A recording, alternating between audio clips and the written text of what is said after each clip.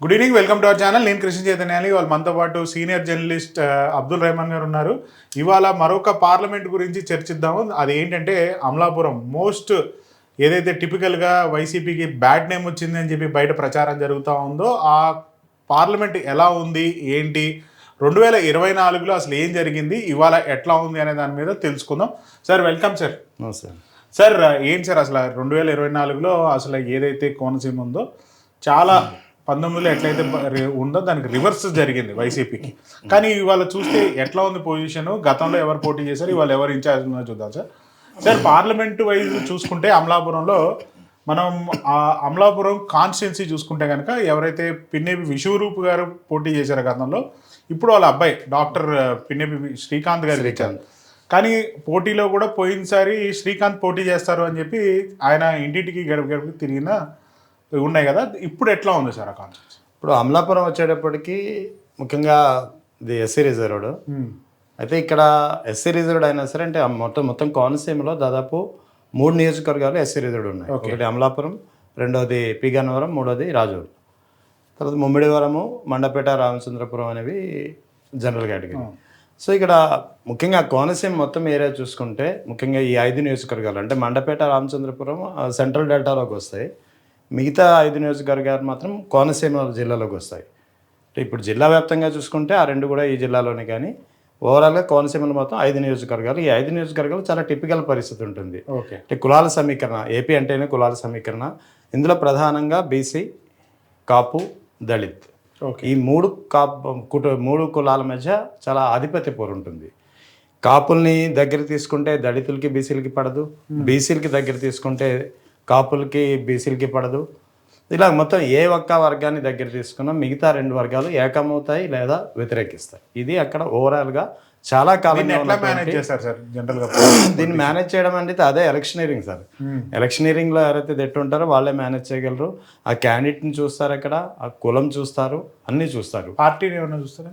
Party ఉంటుంది, ఖచ్చితంగా party యొక్క ఎఫెక్ట్ ఉంటుంది. కానీ at the same time main కులం అనేది కొంచెం మెయిన్ ప్రాతిపదిక. సో ఎప్పుడైతే కూటమి భాగస్వామ్యంగా జనసేన, టీడీపీ, బీజేపీ ఏకమైన, బీజేపీ నామినల్ అనుకోండి, ఈ 2 కారణాల వల్ల అమలాపురంలో విశ్వరూపు ఓటమికి కారణమైంది. ఎప్పుడైతే కాపులు, బీసీలు ఏకమయ్యారో, దళిత ఓటింగ్ ఇతనికి ఓన్ చేసుకున్నా, ఈ 2 ఓటర్స్ ఎప్పుడైతే పోలరైజ్ అయ్యారో అతని ఓటమికి ఒక కారణమైంది. అదే సమయంలో 2024 ఎన్నికల కంటే ముందు ఒక పెద్ద చిచ్చు అక్కడ రగిలింది కోనసీమలో. అది మొత్తం జిల్లా వ్యాప్తంగా పడింది. అది డాక్టర్ బిఆర్ అంబేద్కర్ కోనసీమ జిల్లా అని కోనసీమ జిల్లాకి పేరు పెట్టడం. అంటే వాస్తవానికి కోనసీమ జిల్లా అని పేరు వదిలేసినా బాగానే ఉండేది. అలాగని అంబేద్కర్ పేరు పెట్టడం అనేది ఎవరూ హర్షించకుండా ఉండరనే విషయం కాదు. కానీ ముఖ్యంగా ఎప్పుడైతే ఈ నిర్ణయం వైఎస్ఆర్ కాంగ్రెస్ పార్టీ వైఎస్ జగన్ తీసుకున్నారో, సహజంగా జగన్ను ఏ విధంగా విమర్శించాలి, ఏ విధంగా అతన్ని టార్గెట్ చేయాలనే ప్రయత్నంలో ప్రతిపక్షాలు ఉండేవి. సో ఎప్పుడైతే అంబేద్కర్ జిల్లాగా పెట్టారో ఈ జనసేనాని కానీ, జన సైనికులు కానీ, టీడీపీ కానీ ఒక చిచ్చు మొదలుపెట్టారు. అదేంటి, దళితులకి అగెనిస్ట్గా. సో ఎప్పుడైతే దళితులకి అగెనిస్ట్గా ఈ చిచ్చు కోనసీమ అంబేద్కర్ జిల్లా పేరు ఎందుకు పెడతారు అని ఎప్పుడైతే ఒక వివాదాన్ని సృష్టించారో, సహజంగానే బీసీలు, కాపులు అక్కడ పోలరైజ్ అయిపోయారు. దానికి తోడు జనసేనాని ఎఫెక్ట్, పవన్ కళ్యాణ్ ఎఫెక్ట్ కూడా ఉండనింది. సో అందువల్ల విశ్వరూప్ ఓటమికి ప్రధానమైన కారణమైంది. అయితే ఇప్పుడు పినిపే శ్రీకాంత్కి అతని కొడుక్కి బాధ్యతలు అప్పగించారు. ఇప్పుడు పొజిషన్ పినిపే శ్రీకాంత్ కొద్దిగా అంత పెద్దగా యాక్టివ్గా లేడు. విశ్వరూప్ కూడా పెద్దగా పార్టీ విషయాల్లో పెద్దగా యాక్టివ్గా ఉండడం లేదు. సో శ్రీకాంత్ అయితే తండ్రి సపోర్ట్ ఉంటేనే అతను యాక్టివ్గా తిరగలడు. నేను అమలాపురంలో లోటుపాట్లు అన్నీ విశ్వరూప్కి తెలిసినంతగా శ్రీకాంత్కి ఇంకా తెలియదు. సో శ్రీకాంత్ నియోజకవర్గానికి చాలా కాలంగా ఉన్నా సరే ఇంకా చాలా టిపికల్ కాబట్టి ఆ టిపికల్ నియోజకవర్గంలో కొంచెం టిపికల్ ఇష్యూస్ని ఓవర్కమ్ చేయాలంటే విశ్వరూప్ హ్యాండ్ ఖచ్చితంగా ఉండాలి. సో విశ్వరూప్ యాక్టివ్గా లేనంతకాలం అక్కడ వైసీపీకి మైనస్ అవుతుంది. Right sir. ఇక తర్వాత చూద్దాం. రామచంద్రపురంలోకి వెళ్తే కనుక పిల్లి సూర్యప్రకాష్ అంటే సుభాష్ చంద్రబోస్ గారి అబ్బాయి అనుకుంటున్నాను. అవును. ఎట్లా ఉంది సార్ ఆయన పరిస్థితి? రామచంద్రపురం వచ్చేటప్పటికి బీసీ, కాపు ఈ 2 కులాలు ఎక్కువ. ఈయన రామచంద్రపురం పిల్లి సూర్యప్రకాష్ సెట్టిబల్జ సామాజిక వర్గం, అటు కాపుల నుంచి ఉన్నారు.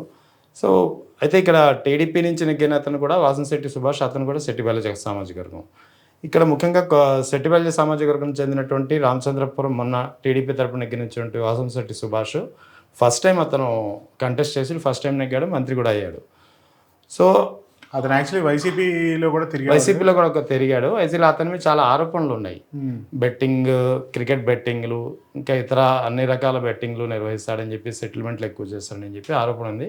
అయితే ఆ సమయంలో సోషల్ మీడియాలో ఒక ఫాలో ఎక్కువ ఉండేది అతనికి. సో ఆ కారణంగానే టీడీపీ అతనికి టికెట్ ఇచ్చింది. సో ఇక్కడ రామచంద్రపురంలో పిల్లి సూర్యప్రకాష్ ఓడిపోవడానికి కారణం పిల్లి సూర్యప్రకాష్ యొక్క అభ్యర్థిత్వం కంటే వాసంశెట్టి సుభాష్ మీద యాక్చువల్లీ వ్యతిరేకత ఉంది. కానీ ఇక్కడ జనసేన టీడీపీ ఎప్పుడైతే పోలరైజ్ అయ్యాయో ఈ కాపు బీసీ ఓటింగ్ ఏకమైంది. టీడీపీకి వెన్నంటి ఉన్నది బీసీ ఓటింగు. సహజంగానే కాపులు కూడా వెన్నంటి నిలిచారు. సో దాంతో రామచంద్రపురంలో ఇక్కడ వాసంశెట్టి సుభాష్ విజయానికి కారణమైంది. అయితే ఇప్పుడు పొజిషన్ మాత్రం రామచంద్రపురంలో టోటల్గా వైఎస్ఆర్సీపీకి ప్లస్గా ఉందని చెప్పాలి. అది ఎందుకంటే అది కూడా మళ్ళీ అగైన్ ఇక్కడ పిల్లి సూర్యప్రకాష్ పెద్ద ఎత్తున పార్టీ కార్యక్రమాలు చేస్తున్నారని కాదు, కానీ అతను కాదు, ఆయన తండ్రి పిల్లి మెయిన్ కూటమి వ్యతిరేకత. కూటమి వ్యతిరేకత కంటే ఎక్కువగా వాసంశెట్టి సుభాష్ పై చాలా వ్యతిరేకత ఉంది. కేవలం 18 నెలల్లోనే చాలా వ్యతిరేకత ఉంది. ఆ విషయాన్ని చంద్రబాబే ఓపెన్గా చెప్పిన పరిస్థితి. మంత్రులకు ఇచ్చినటువంటి ర్యాంకింగ్లో కూడా వాసంశెట్టి సుభాష్ లాస్ట్లో ఉన్నాడు. సో ఈసారి వైసీపీకి చాలా ప్లస్ అయ్యే నియోజకవర్గాల్లో మొదటిది రామచంద్రపురం.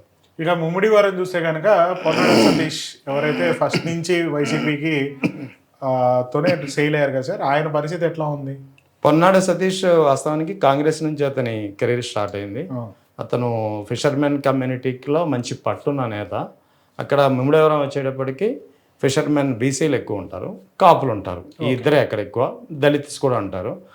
అయితే ఇక్కడ పొన్నాడ సతీష్ ఫిషర్మెన్ వర్గాలు చాలా ఎక్కువ, అంటే ఫిషర్మెన్ ఓటింగ్ చాలా ఎక్కువ ఉంటుంది. అంటే మోస్ట్లీ ఏమైనా యానంకి దగ్గర సార్? యానం పక్కనేనండి, అది యానంకి ఆనుకునే ఉంటుంది. యానంతో ఖచ్చితంగా యానం మాజీ ఎమ్మెల్యే, చాలా కాలం ఎమ్మెల్యే చేశారు, మంత్రిగా కూడా చేశాడు. మల్లాడి కృష్ణారావుకి బాగా కీలకమైన వ్యక్తి. గతంలో కాంగ్రెస్లో పొన్నాడు సతీష్కి ముమ్మిడివరం టికెట్ వచ్చిందంటే అది మల్లాడి కృష్ణారావు వయస్సుతో ఉన్న సాన్నిహిత్యం కారణంగా. సో పొన్నాడు సతీష్ యాక్చువల్లీ నియోజకవర్గంలో మంచి లీడర్, డౌట్ లేదు. కానీ ఈ కుల సమీకరణాలే అతని ఓటమికి కారణం. ఇప్పుడు ఈ కూటమి 2029 వరకు ఈ కూటమి ఇలాగే ఉంటే మాత్రం ముమ్మిడివరంలో మరోసారి ఓటమి తప్పదు వైసీపీకి.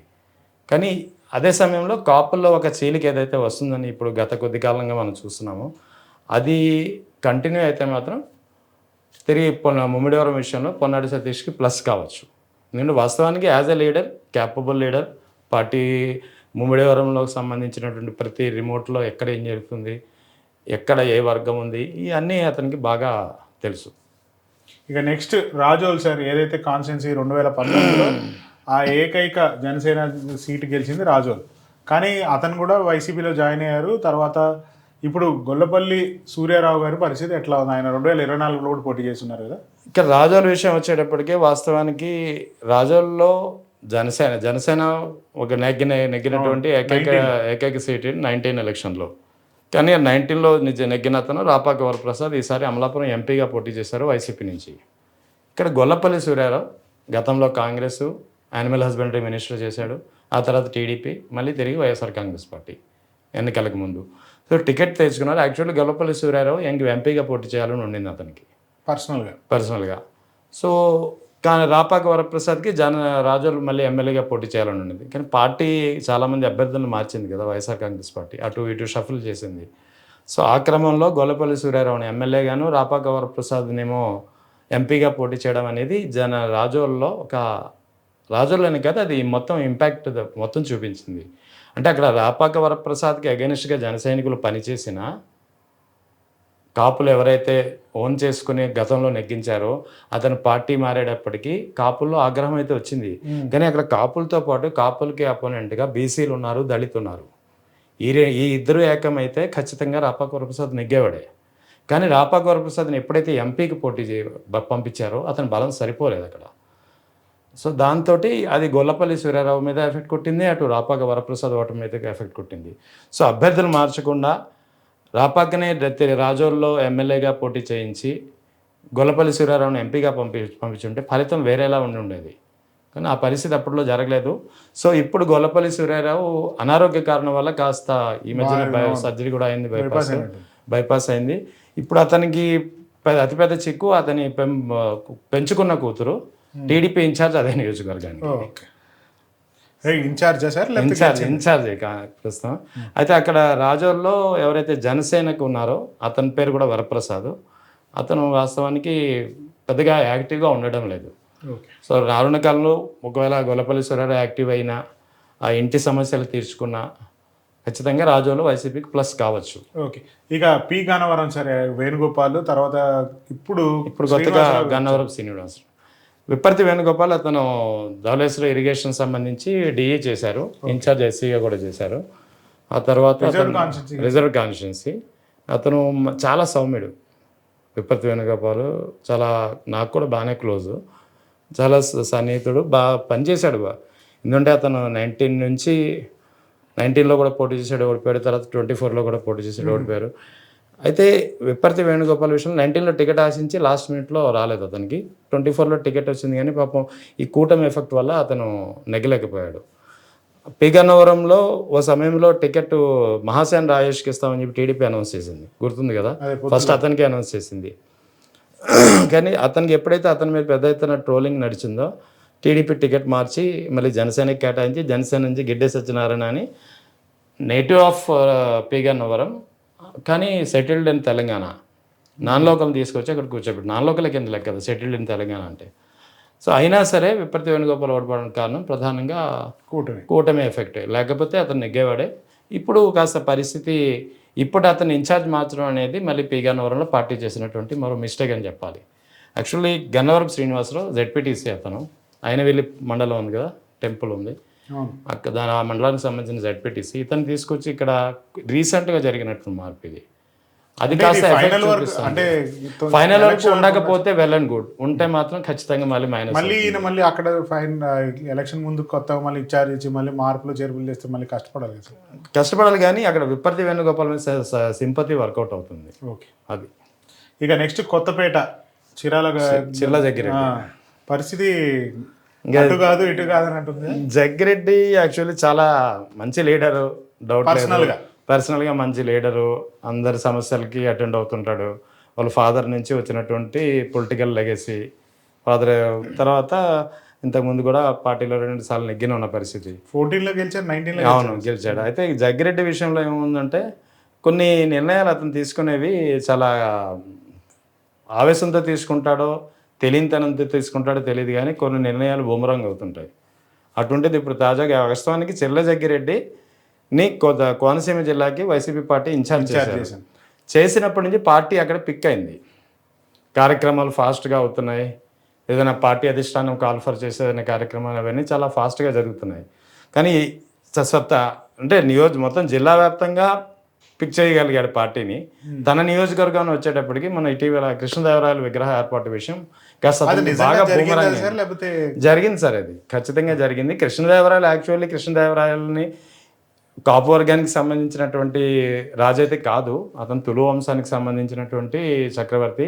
ఈ మధ్య కాలంలో ఎప్పుడైతే ఈ కాపు డామినెంట్ ఫ్యాక్టరీ ఎక్కువగా వినిపిస్తుందో అప్పటి నుంచి దాదాపు ఒక 7-8 ఏళ్ల నుంచి అని చెప్పవచ్చు.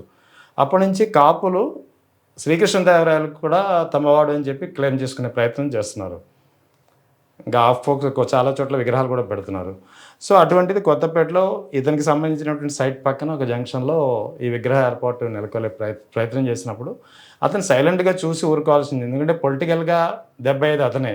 అది ఆ విగ్రహం ఏర్పాటు అతనికి ఇష్టం ఉన్నా లేకపోయినా అది ఇతర సామాజిక వర్గాలు ఒక విధమైన పర్సనల్గా టార్గెట్ చేసి ఒపీనియన్ తీసుకునేటప్పటికీ అది పర్సనల్గా అతనికి బూమరాంగ్ అయింది. కొంచెం ఆ విషయంలో బాగా వ్యతిరేకత, అంటే అప్పటి వరకు కాపులు ఎవరైతే బండారు సత్యానందం అక్కడి నుంచి టీడీపీ నుంచి నెగ్గారో అతను కాపు సామాజిక వర్గం, అతనికి వ్యతిరేకంగా లేదా ఈ జనసేన టీడీపీ మధ్య క్లాషెస్ కావచ్చు, జనసేనని వైఖరి కావచ్చు, ఈ వైఖరి వల్ల కాపుల్లో ఎప్పుడైతే ఒక పోలరైజేషన్ నుంచి తిరిగి ఒక డివిజన్ స్టార్ట్ అయిందో, ఎప్పుడైతే ఈ శ్రీకృష్ణదేవరాయల విగ్రహం ఇష్యూ మొదలైందో అప్పుడు తిరిగి మళ్ళీ పోలరైజ్ అయిపోయారు.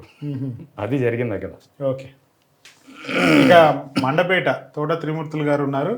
గతంలో కూడా ఆయన ఉన్నారు, ఇప్పుడు కరెంట్ ఎమ్మెల్సీ కూడా కదా సార్? అవును, ఎమ్మెల్సీ ప్రస్తుతం. తోట త్రిమూర్తులు వాస్తవానికి నా మండపేటకి నాన్ లోకల్ ఆయన ఎప్పుడు గతంలో అంతా రామచంద్రపురే. పిల్లి సుభాష్కి ఈయనకి ఎప్పుడు టగ్ ఆఫ్ వార్ ఉండేది.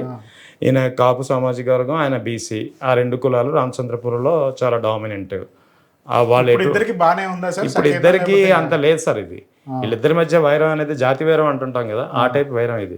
పైకి పార్టీలో ఉన్నా సరే లోపల కొన్ని రోజులు ఈయన వైసీపీలోకి వచ్చినప్పుడు కొంచెం జరిగింది. లేదు, అది పైకి మాత్రమే. జగన్ ఎప్పుడైతే కొంచెం గట్టిగా వార్నింగ్ ఇస్తారో, పైకి చూపిస్తారో, మళ్ళీ లోపల చేస్తారో, బోస్ పైకి ఎంత కనిపిస్తారో వెనకాల బ్యాక్ ద స్క్రీన్ అన్ని చేస్తారు ఆయన. ఇతను అంతే. సో వాస్తవానికి రాజకీయంగా వీళ్ళిద్దరి మధ్య ఉన్నటువంటి రైవాలిటీ యాక్టివ్గా ఉన్నారా? ఇప్పుడు తోట త్రిమూర్తులు మండపేట విషయంలో చాలా యాక్టివ్. ఈవెన్ 19లో యాక్టివ్గా ఉన్నాడు, 24లో యాక్టివ్గా ఉన్నాడు, బాగా తిరిగాడు. మండపేట విషయానికి వచ్చేటప్పటికి ఏంటంటే, మండపేటలో వాస్తవానికి కాపు ఓటింగ్ ఎక్కువ, తర్వాత దళిత ఓటింగ్ ఎక్కువ. కానీ ఇన్ఫ్లుయెన్సర్ అని మాత్రం ఎప్పుడు కమ్మ సామాజిక వర్గమే. ఓకే. ఎందుకంటే మండపేటలో ఇప్పటికి వచ్చి నాన్ కమ్మ నెగ్గలేదు. అది గతంలో కాంగ్రెస్ అవ్వనివ్వండి, టీడీపీ అవ్వనివ్వండి. టీడీపీ నుంచి అయితే వరుసగా వేగుల జోగేశ్వరరావు అతనికి ఏదో రాసి ఇచ్చేసినట్టు నెగ్గుతూ వస్తున్నాడు. అంతకుముందు బీకే చౌదరి నెగ్గినప్పుడు, వేరే వాళ్ళు నెగ్గినప్పుడు కూడా అందరూ కమ్మ సామాజిక వర్గమే. ఇంచుమించు ఈ కమ్మ సామాజిక వర్గం కూడా అంతరా బంధువులే. ఈ కాంగ్రెస్ నుంచి నెగ్గి బిక్కిన కృష్ణార్జున చౌదరి తర్వాత వైసీపీలోకి వచ్చారు. ఇప్పుడు సైలెంట్గా ఉన్నారు. ఆయన లీడింగ్ డాక్టర్ అక్కడ. ఆయన కానీ వేగుల జోగేశ్వరరావు కానీ వీళ్ళంతా ఒకే మళ్ళీ తిరిగి బంధువర్గం కూడా. సో కానీ వీళ్ళు ఏంటంటే ఫినాన్షియల్లీ అక్కడ ఉన్నటువంటి కోళ్ళ ఫారాలు ఎక్కువ, తర్వాత రైస్ మిల్స్ ఎక్కువ. ఈ రెండిట్లో పనిచేసే వాళ్ళే ఇక బీసీలు కానీ కాపులు కానీ అందరూ ఎంప్లాయీస్ ఆల్మోస్ట్ అని చెప్పొచ్చు. సో వీళ్ళ చేతుల్లో వీళ్ళు చాలా మైనస్. వాళ్ళ అంటే సంఖ్యాపరంగా చూసుకుంటే కమ్మ చాలా మైనస్ అక్కడ, చాలా తక్కువ, చాలా నామినల్ నెంబర్. అయినా సరే ఇన్ఫ్లుయెన్సర్స్ వాళ్ళే కావడంతో తోట త్రిమూర్తులకి కాపులైనా సరే కాపుల్ని పోలరైజ్ చేయలేడంలో విఫలమయ్యేవాడు. But Trimurthulu as a political leader, good political leader. బోస్తో కంపేర్ చేస్తే చాలా అగ్రెసివ్ లీడర్ ఇతను. సో ఈసారి మండపేటల విషయంలో కాస్త మారచ్చు, వైసీపీకి అయితే మారచ్చు. తోట త్రిమూర్తుల విషయంలో అయితే ఏదైతే అంటే 2029లో ఒకవేళ వైసీపీ సీట్లుపై టార్గెట్ పెట్టాలి అంటే రామచంద్రపురాన్ని అతనికి తిరిగి పంపించేస్తే ఈజీగా నెగ్గుకొచ్చేస్తారు. ఇక్కడ ఎవరున్నారు సార్ మరి ఇంకొక ఆప్షన్ వైసీపీకి? మండపేటలో ఇంకా కమ్మ సామాజిక వర్గం సంబంధించినటువంటి చాలా మంది నేతలు ఉన్నారు వైసీపీలో. గతంలో ఇన్ఛార్జ్ చేశారు, మున్సిపల్ చైర్మన్ చేసిన అతను ఉన్నాడు. వీళ్ళు చాలా మంది ఉన్నారు. అంటే ఆ సామాజిక వర్గం ఏది కూడా వైసీపీలో లేదు అని చెప్పి అంటూ ఉంటారు. ఉన్నారు, కొంతమంది ఉన్నారు కానీ యాక్టివ్గా లేరు. ఎప్పుడైతే తోట త్రిమూర్తులకి ఇన్ఛార్జ్ ఇచ్చారో అప్పటి నుంచి వీళ్ళంతా ఇన్యాక్టివ్గా ఉన్నారు. వన్స్ మళ్ళీ తోట త్రిమూర్తుల్ని తిరిగి రామచంద్రపురం పంపించేస్తే ఆ సీట్ ప్లస్ అవుతుంది. సుభాష్ గారు ఏమన్నా మళ్ళీ ఇది ఇంకా పిల్లి సుభాష్ విషయంలో వేరే విధంగా ఆల్రెడీ ఎంపీ ఇచ్చారు, రాజ్యసభ ఇచ్చారు, కొడుకు లాస్ట్ టైం అవకాశం ఇచ్చాడు, నగ్గలేదు. ఈ కారణాలు ఉన్నాయి కాబట్టి తోట త్రిమూర్తులకి ఎప్పుడు దూరం ఉంటాయి సార్? దగ్గరే సార్. మండపేట రామచంద్రపురం 12 కిలోమీటర్లు అంతే, పక్కనే. ఓకే, సరే sir, right sir, thank you. ఇది ఇవాళ వరకు ఇప్పుడు వరకు ఉన్న అప్డేట్ అమలాపురం పార్లమెంట్ కాన్స్టిట్యున్సీ గురించి. ఇంకొక కాన్స్టిట్యున్సీ గురించి రేపు మళ్ళీ కలుద్దాం. Thank you.